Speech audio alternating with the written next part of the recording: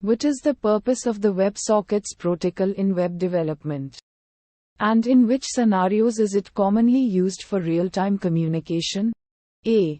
WebSockets enables secure web hosting. B. WebSockets optimizes web page design. C. WebSockets provides a full duplex communication channel for real-time applications. D. WebSockets enhance web security.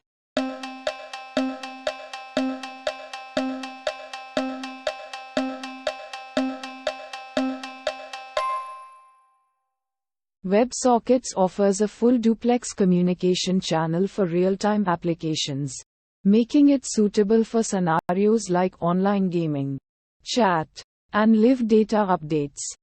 Please like, share and subscribe. Thanks for watching.